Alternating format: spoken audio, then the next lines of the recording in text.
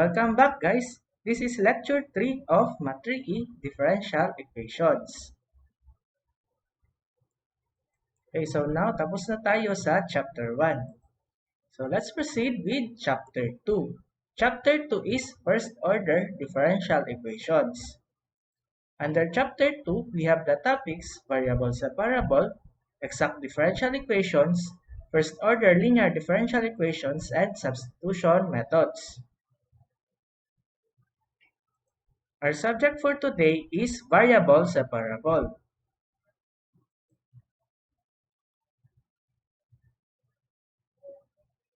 But first, discuss muna natin kung ano ang first order differential equations. Standard forms of first order differential equations. The first order differential equations to be studied in this chapter may be expressed in either the derivative form. So yung derivative form, we have dy over dx is equals to the function of x and y. Or the differential form, m's of x and y dx plus n's of x and y dy equal to 0. So yan yung dalawang form ng standard forms of first order differential equations. An equation in one of these forms may readily be written in the other form. For example, the equation dy over dx equal to x squared plus y squared all over x minus y is of the form 2.1 or the derivative form. It may be written as quantity x squared plus y squared dx plus quantity y minus x dy equal to 0, which is of the form 2.2 or the differential form. The equation quantity sin x plus y dx plus quantity x plus 3y dy equal to 0, which is of the differential form, may be written in the derivative form as dy over dx equal to negative sin x plus y all over x plus 3y. In the form 2.1, it is clear from the notation itself that y is regarded as the dependent variable and x as the independent one. But in the form 2.2, we may actually regard either variable as the dependent one and the other as the independent. However, in this text, in all differential equations of the form 2.2 in x and y, we shall regard y as dependent and x as independent, unless the contrary is specifically stated. Okay, so yung derivative form, makikita natin agad na yung y yung dependent variable and yung x yung independent variable. However, sa differential form naman, kahit alin sa kanila, yung pwedeng i-regard natin as dependent and yung another as independent. Variable separable DE. A simple class of first-order differential equations that can be solved using direct integration is the class of separable equations. These are equations of the form dy over dx equal to a function of x and y that can be rewritten to isolate the variables x and y together with their differentials dx and dy on opposite sides of the equation, as in h of y dy equal to g of x dx. So the original right-hand side must have the factored form f of x and y equal to g of x times 1 over h of y. More formally, we write p of y equal to 1 over h of y and present the following definition. Separable equation. If the right-hand side of the equation dy over dx equal to a function of x and y can be expressed as a function g of x that depends only on x times a function p of y that depends only on y, then the differential equation is called separable. In other words, a first-order equation is separable if it can be written in the form dy over dx equal to g of x times p of y. For example, the equation dy over dx equal to 2x plus xy all over y squared plus 1 is separable since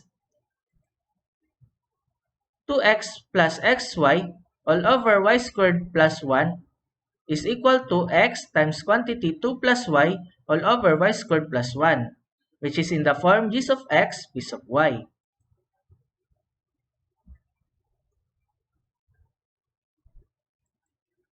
However, the equation dy over dx equal to 1 plus xy admits no such factorization on the right-hand side, and so is not separable.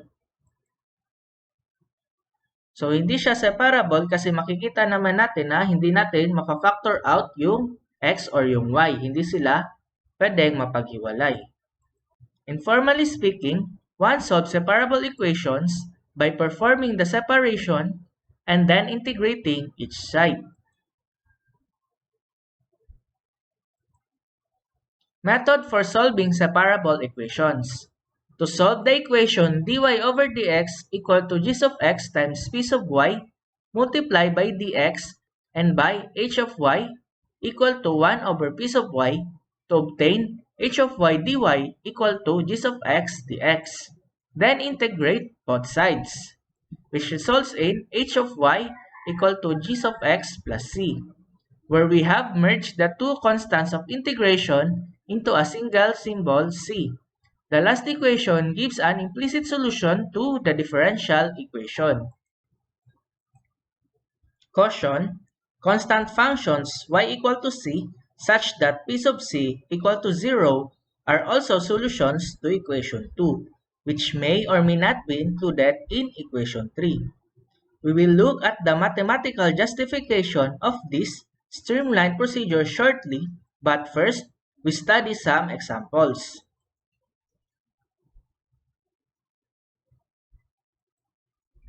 Example 1. Solve the equation quantity x minus 4 multiplied by y raised to 4 dx minus x cubed multiplied by quantity y squared minus 3 dy equal to 0. Okay, so here is the solution for example 1. So first, we divide the equation by x cubed y to the 4th. Then the equation becomes x minus 4 over x cubed dx minus y squared minus 3 all over y to the 4th dy. So the separation is complete. And now, by simplifying, we have 1 over x squared minus 4 over x cubed quantity dx minus 1 over y squared minus 3 over y to the 4th quantity dy equal to 0. And then we perform integration. Integrating the first term yields negative x raised to negative 1. Next is positive 4 over 2 x raised to negative 2. Then negative times quantity negative y raised to negative 1 plus 3 over 3 y raised to negative 3 equal to c. Then we further simplify, we obtain negative 1 over x plus 2 over x squared plus 1 over y minus 1 over y cubed equal to c. In dividing by x cubed y to the 4th in the separation process, we assume that x cubed is not equal to 0 and y to the 4th not equal to 0. We now consider the solution of y equal to 0 of y to the 4th equal to 0. It is not a member of the one-parameter family of solutions which we obtained. However, writing the original differential equation of the problem in the derivative form, dy over dx equal to quantity x minus 4 multiplied by y to the 4th all over x cubed multiplied by quantity y squared minus 3. It is obvious that y equal to 0 is a solution of the original equation. We conclude that it is a solution which was lost in the separation process. Example 2. Solve the initial value problem that consists of the differential equation x sin y dx plus quantity x squared plus 1 cos y dy equal to 0 and the initial condition y sub 1 equal to pi over 2. Okay, so here is the solution. First, we separate the variables, then the resulting equation is quantity x all over x squared plus 1 dx plus cos y over sin y dy equal to 0. Then we proceed to integration. So integrating the equation, we use integral of du over u equal to ln of u, wherein the first term u is equal to x squared plus 1 and its du is 2x dx. So we have an nf of 1 half. Then the other term u is equal to sin y. Then du is cosine y dy. And the resulting equation is 1 half ln of x squared plus 1 plus ln of sin y equal to c or c1. Then multiplying both sides by 2, we obtain ln of x squared plus 1 plus 2 ln of sin y equal to 2c1.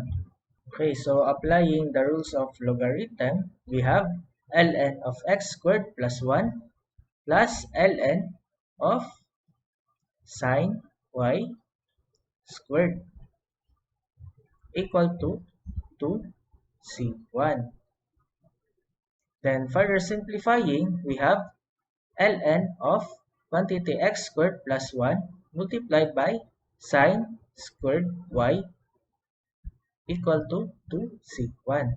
Transforming the equation, we have quantity x squared plus 1 multiplied by sin squared y equal to e raised to 2c1. So since it is an arbitrary constant, we can simply rewrite it as quantity x squared plus 1 multiplied by sin squared y equal to c. We now apply the initial condition to the family of solutions. We have, so substituting the initial condition, y sub 1 equal to pi over 2, wherein at x equal to 1, y is pi over 2. So we have quantity 1 squared plus 1 multiplied by sin squared pi over 2 equal to c. And so, the value of c is equal to 2. Therefore, the solution of the initial value problem under consideration is quantity x squared plus 1 multiplied by sin squared y equal to 2.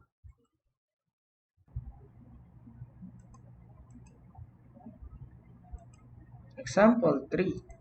Solve the equation dy over dx equal to 2y over x. Okay, so here is the solution for example 3. Separating variables, we write dy over y equal to 2 dx over x. Hence, by integration, we obtain ln of y is equals to 2 ln of x plus c, or y is equals to e raised to c x squared. Substituting c1 is equal to e raised to c, we can write y is equals to c1 x squared. Example 4, solve xy cubed dx plus quantity y plus 1 e raised to negative x dy equal to 0. Okay, so here is our solution. Separating variables, we obtain x e raised to x dx plus y plus 1 all over y cubed dy equal to 0. Then we proceed to integration. For the first term, we use integration by parts. So we have integral of u dv is equal to uv minus integral of v du, wherein u is equal to x and du is equal to dx. So dv is equal to e raised to x dx, and v is equal to e raised to x. So the answer for the first term is x e raised to x minus integral of e raised to x dx. So we have x e raised to x minus e raised to x, or simply e raised to x multiplied by quantity x minus 1. For the second term, we have integral of 1 over y squared plus 1 over y cubed quantity dy. So we integrate, and the result is negative y raised to negative 1 minus 1 half y raised to negative 2. So the solution is e raised to x times quantity x minus 1 minus y raised to negative 1 minus 1 half y raised to negative 2 equal to c, or we have e raised to x times quantity x minus 1 minus 1 over y minus 1 over 2y squared is equal to c. Okay, so that's the answer for example 4. Example 5, solve tangent of y dx minus cotangent of x dy equal to 0. Okay, so here is the solution to example 5. From trigonometry, we have tangent of u equal to 1 over cotangent of u. Therefore, also we have cotangent of u equal to 1 over tangent of u. So our equation becomes 1 over cotangent of y dx minus 1 over tangent of x dy equal to 0. Then separating variables, we have tangent of x dx minus cotangent of y dy equal to 0. Then applying another trigonometric identity, we have sin x over cos x dx minus cosine of y over sin y dy equal to 0. Then we proceed to integration. The integration of the terms, we have integral of du over u is equal to ln of u, where in the first term u is equal to cosine of x and du is equal to negative sine of x dx. Therefore, nf is equal to negative 1. For the second term, we have u is equal to sine y and du is equal to cosine y dy. So we have negative ln of cosine x minus ln of sine y is equal to c1. Factoring out negative 1, we have ln of cosine x plus ln of sine y equal to c1. Simplifying, we have ln of cosine x multiplied by sine y equal to negative c1, or simply cos x sine y equal to e raised to negative c1, or cos x sin y equal to c. Okay, so we have exercises. Solve the following differential equations. Okay guys, so this serves as your practice problems. So please try to solve the following questions and please screenshot this part of the lecture after I turn off my webcam.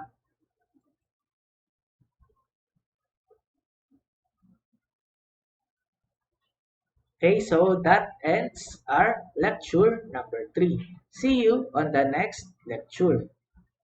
Magbabaksakan dito in 5, 4, 3, 2. 1, 2, 3, 4.